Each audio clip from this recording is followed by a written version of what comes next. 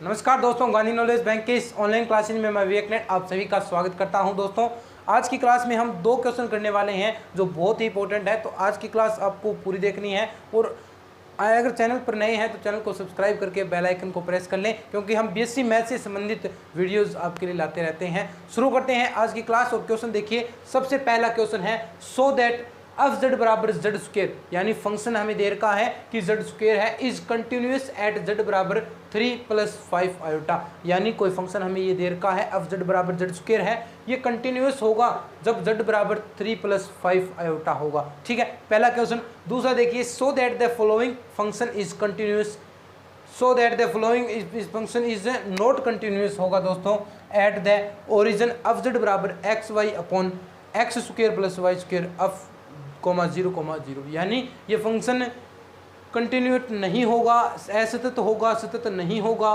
कब? ओरिजिन पे, जब हम ओरिजिन गुजारेंगे तब। आपको मैंने चीज़ें बताई हुई हैं, फिर भी हम और करने वाले हैं। अब देखिए, सबसे पहले क्वेश्चन को हम फिनिश करते हैं और देखिए क्या है। जो हमने 12th क्लास में पढ़ा है ठीक उसी के अकॉर्डिंग हमें चलना है। जो क्वेश्चन मैंने आपको बताया था कंटिन्यूस की प्रॉपर्टीज, जो हमने 12th क्लास में भी पढ़ी है, किस प्रकार था कि हम सबसे पहले तो डायरेक्ट पॉइंट पर चेक करते हैं, यानी एफ जेड, यहाँ पर जो ये पॉइंट है एफ जेड, जेड बराबर 3 + 5 आयोटा, इस डायरेक्ट पॉइंट पर चेक करते हैं तो जेड स्क्वायर क्या होगा 3 + 5 आयोटा की होल स्क्वायर। तीनों वैल्यू बराबर होनी चाहिए। तो देखिए, एक लिमिट हम पॉजिटिव के लगाते हैं और एक नेगेटिव के लगाते हैं, और एक ये एफ जेड डायरेक्ट हम वैल्यू रखते हैं, तो ये तीनों के लिए वैल्यू बराबर होगी। अब देखिए, इसे ओपन करते हैं तो 9 स्क्वायर ओपन कर रहा हूँ मैं, 25 आयोटा स्क्वायर, और साथ ही साथ क्या होगा मेरा 6 5 15 और 2 30, यानी शायद यही होगा प्लस 30 आयोटा। क्या बचेगा? ये माइनस का हो जाएगा -1, तो यहाँ पर बचेगा माइनस का 16 + 30 आयोटा। यानी अब सारे रिजल्ट जो भी हम पॉजिटिव के लिए लें चाहे नेगेटिव के लिए, तीनों रिजल्ट इक्वल आने चाहिए। अगर इक्वल आते हैं तो वो कंटिन्यूस होगा, अन्यथा डिसकंटिन्यूस या असतत हो जाएगा। ठीक है, अब देखिए दूसरी प्रोसेस रही लिमिट z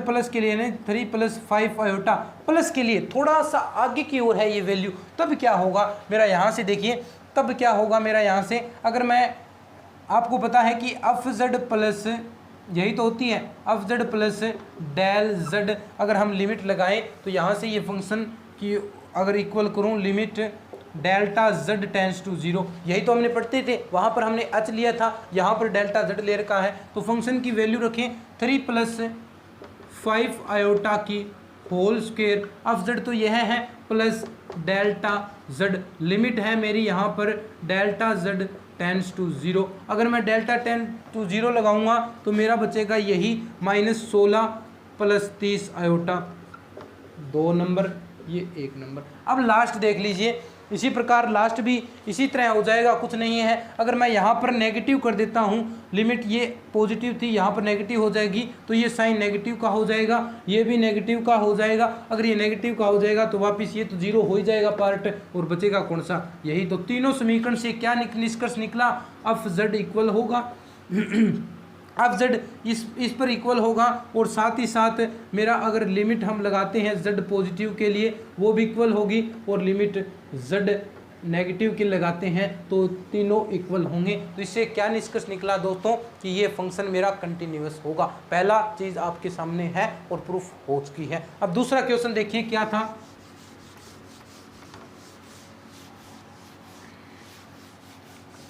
दूसरा क्वेश्चन हमें फंक्शन दे रखा है एफ जेड बराबर, देख लेते हैं एक्स वाई,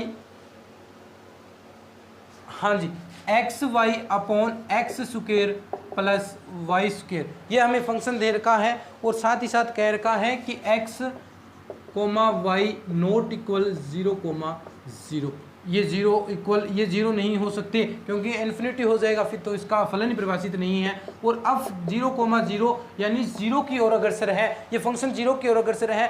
अब आपको मैंने बताया था कि अगर इसका पाथ जो इससे पाथ से तय करता है z 0 की ओर अग्रसर है, अगर ये वैल्यू एक ही पथ यानी पथ पर डिपेंडेबल नहीं है, यानी सभी जगह वैल्यू एक समान आएगी, यानी मैं x की यहाँ पर वैल्यू रखूँ, x0 रखूँ तो यहाँ पर जो वैल्यू आएगी वो मेरी आनी चाहिए। y0 रखता हूँ तो भी y से 0 से गुजारूँ तो भी मेरी वैल्यू सेम आनी चाहिए, यानी पथ पर डिपेंड नहीं होना चाहिए। ये भी मैं आपको पहले क्वेश्चन में बताते आ रहा था कि पथ पर डिपेंडेबल नहीं होना चाहिए कोई फंक्शन। अब देखिए पथ पर डिपेंडेबल नहीं है तो यहाँ पर आप मान सकते हैं y बराबर, यही तो मेरी रेखा का इक्वेशन होता है, y बराबर mx।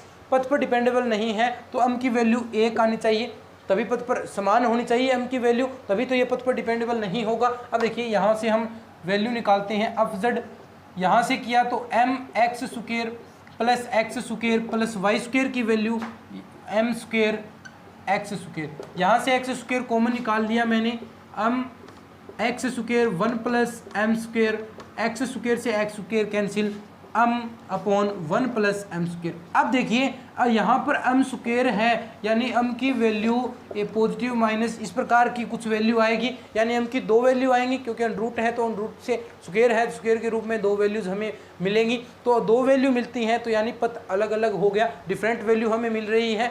मैंने कहा कि पथ में 1 होगा, अगर अम की वैल्यू 1 आती तो ये मेरा कंटिन्यूस हो सकता था, लेकिन यहाँ पर अम की वैल्यू 2 आ रही है तो ये कंटिन्यू नहीं होगा, डिसकंटिन्यूस यानी असंतत होगा। यही हमें प्रूफ करना था कि ये फंक्शन असंतत होगा और हमने ये क्वेश्चन प्रूफ कर दिया है। उम्मीद करता हूं दोस्तों आपको ये क्वेश्चन, दोनों क्वेश्चन बिल्कुल अच्छी तरीके से समझ में आए हैं। अगर समझ में आए हैं, छोटा सा वीडियो है, 2 क्वेश्चन मैंने यानी 6-7 मिनट के वीडियो में मैंने आपको दोनों क्वेश्चन क्लियर करा दिए हैं। अगर समझ में आता है तो, दिल से समझ में आता है तो इस वीडियो को प्लीज़ अपने तमाम दोस्तों के साथ शेयर कर दें। मेरा सपोर्ट करें इस काम में, इस मेहनत में सपोर्ट करें, ताकि अगर आप सपोर्ट करेंगे तो हम इसी तरह के और वीडियोज़ और भी हम नए नए प्रयोग आपके लिए करते रहेंगे, और भी बुकें आती रहेंगी, और भी सब्जेक्ट आप तक पहुंचाएंगे। बस आपके सपोर्ट और प्यार के कारण ही मैं ये वीडियोस बना पा रहा हूं।